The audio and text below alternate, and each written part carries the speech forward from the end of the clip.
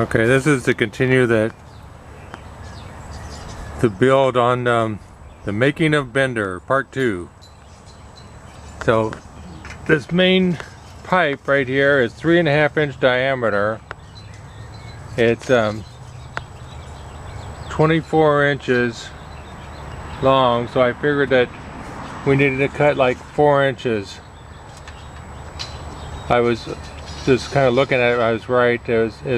It's too long, and so I need to cut on that line right there, 4 inches off the length of it. And I determined that this where the pipes are sticking out right there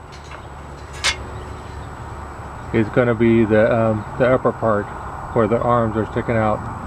All right, bye.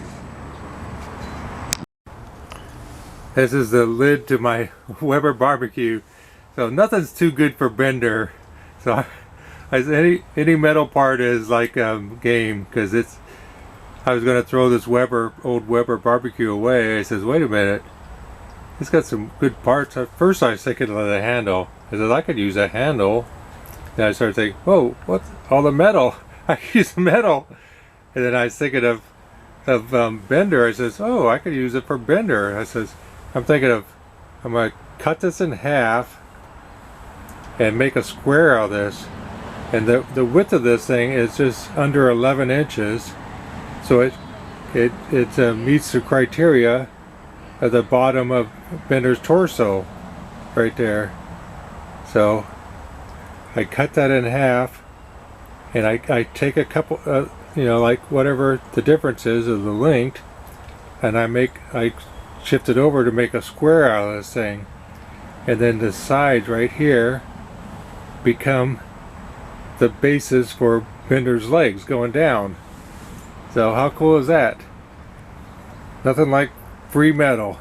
Well, I paid for it originally, but I don't have to buy anything, is what I'm saying. Right, bye.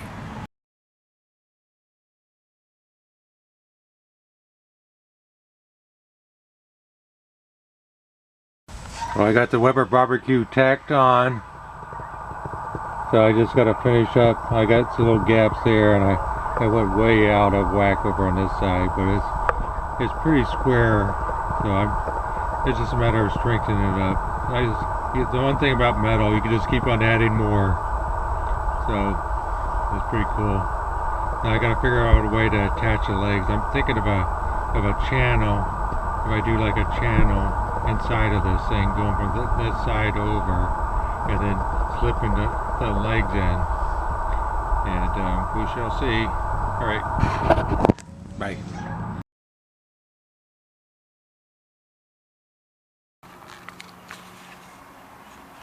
Okay, I got it welded. My little Chinese welder doesn't. The wire controls the wire speed.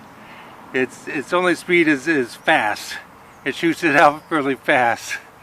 So, but it gets some good welds, especially on this thinner pipe. And so I got both sides.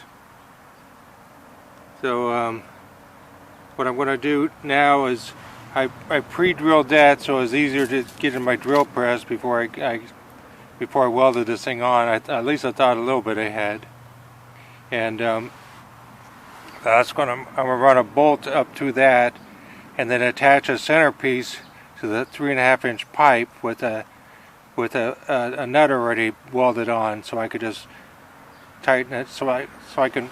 The idea is I could take this thing apart, and I don't want to like solid welded piece of equipment that's hard to move around. So the legs I think be able to remove, and the head will be able to be removed.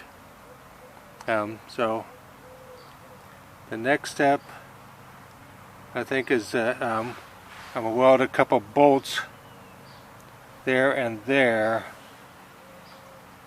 to be able to attach to my the Weber barbecue. So that's the idea anyway. All right. I think that's it for this video. So I hope you enjoyed it. All right, bye. Well, I lied. I thought this video was over, but I wasn't thinking about the round corners at the top of that Weber barbecue. So what I did is I rounded this corner out. So I'm going to add some welds on that splice joint on each side, and I'm going to weld across there to connect a little bit better on both sides. And we shall see how it fits. Bye. Well, I don't know why I didn't see it before, but the 11-inch square, that square right there is 11 inches. See, it's 11 inches. And to miss the corner of those, I'd have to make the bottom. The glare is in there. Mr. Architect, get your shit together. No shit. I'd have to make to miss the corners of that Weber barbecue, I'd have to make a radius of 8 inches, which make it 16 inches, which is way too big. So I'm going to have to go in there and cut the corners. Cut all the corners, which would entail more work, but it needs to be done. Alright, bye.